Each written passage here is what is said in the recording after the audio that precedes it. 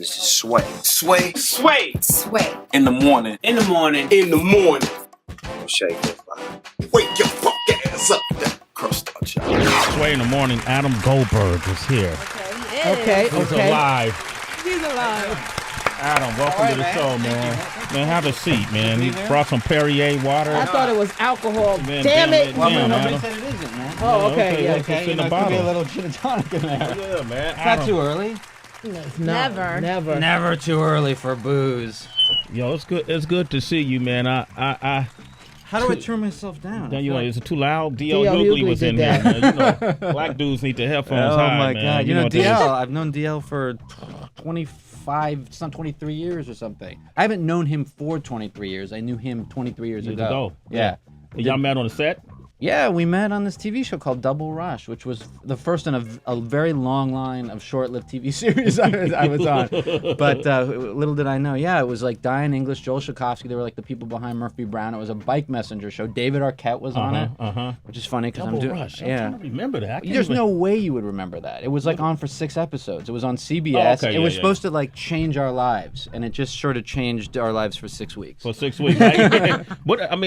Adam Goldberg is here. Give him a round of applause. Yes. Thank you so much. I met you through your work on Saving Private Ryan, which is to this day one of the saddest movies to watch for me. So That's a rough film. And I like war films. But it's a tough one. I cry during that opening battle sequence when those guys start getting shot underwater. I remember when the first, because I was there obviously when we were shooting a lot of that stuff, and I remember the first screening that I went to, and I had gotten so involved just in the history of these guys, of these guys who actually fought in that war, and we were reading so much about it, and we had met some of these guys, and so I felt very personally attached by the end of the experience to like that whole experience, I guess, in as much as I could, and seeing those guys, those kids being shot underwater, man, I just started to bawl. And it was a movie I was in. It was a movie set, right? So has there ever been another project that you felt so emotionally attached to? That kind of... I mean, that was a really specific thing. Yeah. You know what I mean? Like, while we were doing that, it was like there was no version of it not being important. I mean, beyond it being important to your career, you were like, oh, I'm part of something that's like much bigger than my little stupid career. Yeah. So I can't say that on that level there's ever been anything that compared, but there's certainly been like personal projects of my own, things that I've written and directed and that kind of thing that end up being very, very, very close to my heart, which is sort of a different situation. Where would you rank, like if you had to put them in a pecking order of importance, where would you rank the Goldberg sisters? Where would you rank that? I would actually. That would be way high up there, man. Really? Yeah. My last interview, I was like, that's all he wanted to talk about. What, man. your music? Yeah, side? that's all he wanted to talk about. He's like he was a big, what can I tell you? He was a big fan. So we talked a lot about how my vocals are mixed in the thing. I was like, hey, man, all right, I'm happy to talk about all the nuts and bolts. I could talk about the nuts and bolts of recording records for ages, man. Really? So what was your first love, acting or music? It was definitely acting. It was definitely acting, and then it was filmmaking. I used to, make a lot of short films and things like that. I dropped out of school really to to go to film school. But by the time I got into film school, I'd already started acting professionally. And so I sort of thought, well, acting is one avenue into sort of like the front door to filmmaking in a way. So after I'd been acting for about 3 or 4 years, I made my first film called Scotch and Milk. But around that time, really it took a kind of getting kind of kicked to the curb in like my first real kind of major relationship when I was in my early 20s. That suddenly I just started writing songs. Kicked to the curb, man. I mean, the truth of it is, I think I split up with her. Okay. But okay, I was like, that sounds drastic. Yeah. Okay, well, traumatizing. Like it was a mutual. It was like I may have said the words, but it was clear she was done. Okay. And so I wrote a film about it, basically called Scotch and Milk. Ended up casting her to play the woman in the film. Shit. Oh yeah. How did that work out? Yikes. I'm a fucked up individual. Yeah, that was kind of fucked up. Oh, that story gets worse. Okay. That story gets worse. I don't know how. Did y'all fight on set? Not really. But hey, years later, I did a film called 2 Days in Paris with Julie Delpy, who was also an ex-girlfriend. And that was her film that she wrote and directed, although I was temporarily a writer on it till I withdrew my name after a huge argument on the set. Damn, dude. But you know what? I think sometimes the best art, or at least art, I can't say the best art, but a lot of times art comes out of like, digging, kind of picking at your scabs a little bit. The best sex comes out of that too. Picking at your scabs? Yeah, no, man. I don't know if I want to visualize that. Yeah. You should try that, Adam. Adam Goldberg is here. This is Heather B, by the way. Hi, I'm Heather. Yeah. Hey, I want to how go are back. you? I'm good. I want to go back a little bit to something you said about dropping out of school and wanting to go to film school. Mm-hmm. We have a lot of listeners that want to break into the industry. Big question though, how were you prepared to deal with rejection? I wasn't. I remember the first job I got was this TV show. It was a pilot. It was a James Earl Jones pilot called Gabriel's Fire. I was 19 years old, and it was like got me into the union. All right, it was my first audition, actually, ever professional audition. Wow. Got it. It was like to play, believe it or not, a Southern guy. I was playing a John to a prostitute in the scene. Right. I just had to be a nervous guy with a prostitute. It was no problem. And so I remember sitting down that night, the night the show aired, like with the script, like I was all excited, so I could see, okay, with my mom and like my girlfriend at the time, and we're like, waiting to see when my scene's gonna come up, and like, okay, here it is, it's about to come up. Oop, not there. Okay, a few more pages, my second scene. Oh, that's not there either. Cut out. And I went into it like a depression, like you would have thought someone had just like amputated my leg or something like that. I mean, it was like, and it took years. Well, I mean, you never get over it, but I think your skin gets thicker and thicker and thicker till you're just dead inside. So you no longer even experience joy. I mean, to be honest, that is part of it. I have managed to temper my excitement about things a little bit because I think you get too excited about things and they don't necessarily work out. So and honestly, I found other ways to fulfill myself creatively a little bit, and you have to find here was I guess the takeaway. You have to try and find joy in the actual process of doing it. And I know this sounds like a kind of cliche or whatever, because if you don't and you rely on whatever it is, whatever success you think it's going to lead to, which it often doesn't, then I think you're in deep trouble. And it's no mystery to me why a lot of people end up doing a lot of drugs and drinking a lot. Now that said, I'll take the occasional Ativan. Okay. All right. But that's like for flying and sleeping. That's for flying. Okay, so no Met or nothing like that. Right? Okay, cool. Adam Goldberg is here, and I want to talk about the new show that you have on TV Land called the Jim Gaffigan Show. Okay, we're going to talk about that. I like the Jim Gaffigan now. You like just that? Straight up the Jim Gaffigan. All right, 888-742-3345. His Strangers Morning, the Goldberg sisters. That's exactly why I'm not getting married, because all women are controlling, castrating nightmares. Not you, Hot Pants. You're doing great. Excuse me? There are kids in here. Yes, there are a lot of them. Believe me, I can smell. What? Stand right there. All right, Okay, you want a little of stand this, right don't there. you? Yeah, You want a come. little of this, huh? Come on. Let's do it. Jim, I'm going to... Now, that's a clip from the Jim Gaffigan Show, which premieres tonight on TV Land at 10 p.m. Adam Goldberg is here, the star of the show.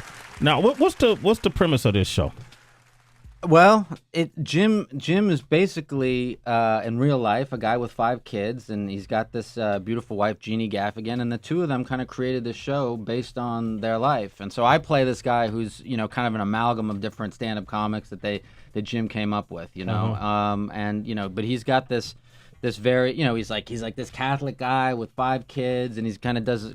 His humor is pretty clean or whatever, and mine's all nasty, and and I'm like fucking everything that moves. But I live with my mom. You live with your mom. I live with my mom. Okay. Yeah. So it's like I'm his foil basically. But the show is actually like I think it's kind of unexpected, because I think people expect from Jim maybe something that there's a lot of stuff about food. If you know anything about Jim, he's obsessed with food, so that plays a huge role in the show, but it's also there's a lot of really offbeat elements to it, which I think are going to be kind of unexpected to people. TV Land is an interesting platform, but they support their original shows, though, right? Mm-hmm. Yeah. Well, this is whatever. I think they're talking about this as being a kind of a rebranding a little bit of the, because that network started out obviously showing reruns and then doing 4 camera shows, and this is now they're doing single camera shows, Jesus, in New York. I don't know. In LA, I don't know. I don't leave the house. But I don't think anybody does. Yeah. But that's LA. But in New York, it's like every cab has got Jim's head on it. It's like, which is a little weird. Like you're hailing Jim.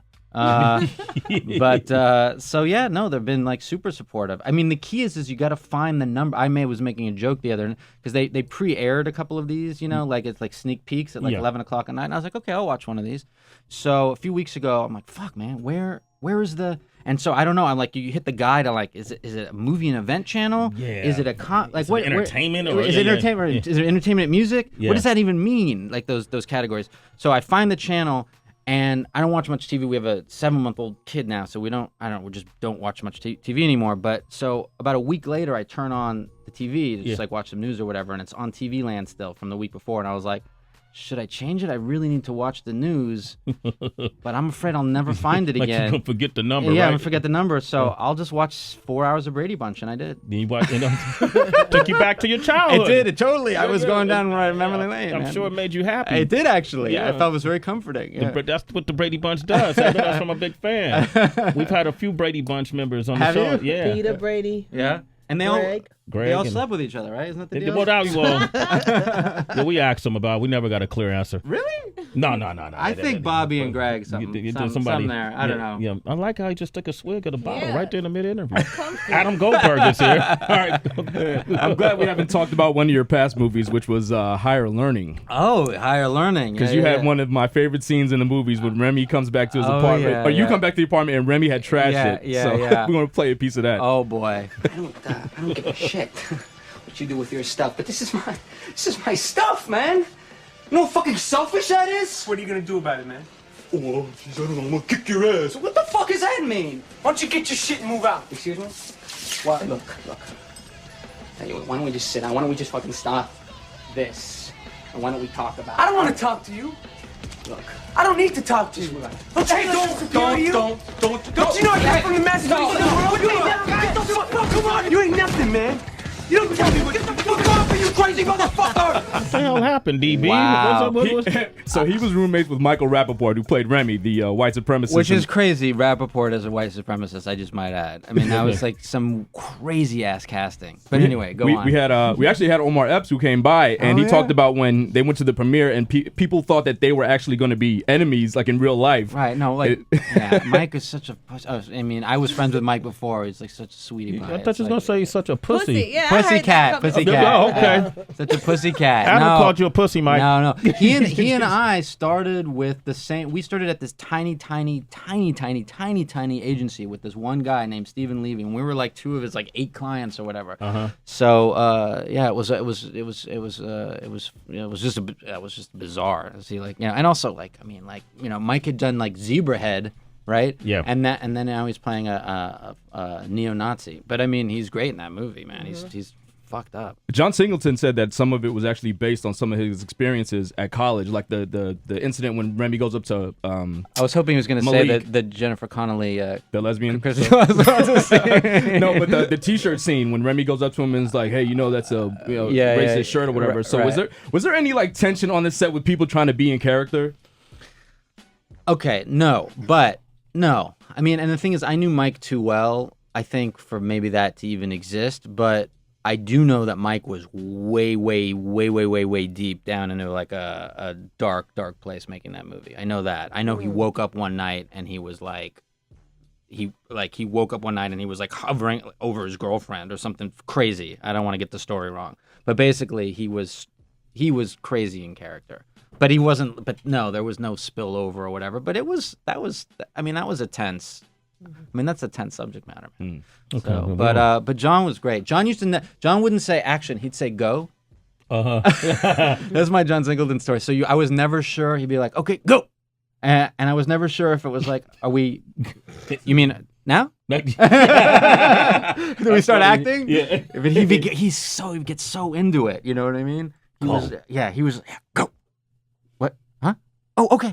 But yeah, no, he was great, man. Yeah. Well, man, thanks for giving us that insight. Michael Rappaport is a citizen of Sway in the Morning. Yes, he is. And I talk to Mike quite often. I'm going to let him know you called him a pussy. I said a pussycat. No. I tried to get him to surprise you. He was going to do a This Is Your Life thing, right. But he's at the dentist right now, so he's like, I can't call in. Right. But, and Parker Posey's around here someplace. And then DL is here. It's a total This Is Your Life. This Is What's Your Life happening? moment, right? What's happening here? Well, Sirius XM, man. We try to give you the full service here. Right, exactly. Adam Goldberg, man, thanks for coming by. Thank you, man. Tonight, 10 p.m., the Jeff Gaffigan Show. Jim Gaffigan. Excuse me, the Jim Gaffigan Show. The Steve Gaffigan Show. And then the crazy part is I'm like reading it. The Jim Gaffigan Show premieres tonight, 10 p.m. It's every Wednesdays? Every Wednesday. Every Wednesday, Forever. man. Come back, man. I will, man. All right, I loved it. all right, Thank you so much, man. Pleasure, man. Pleasure, Absolutely. man. Pleasure. Up next, R&B's greatest entertainer, R. Kelly, is going to join us. You want to speak with R. Kelly? You look excited, Adam. 888-742-3345. R. Kelly, right now. Why do I have to leave? It's Sway in the morning. Only On Shea 45.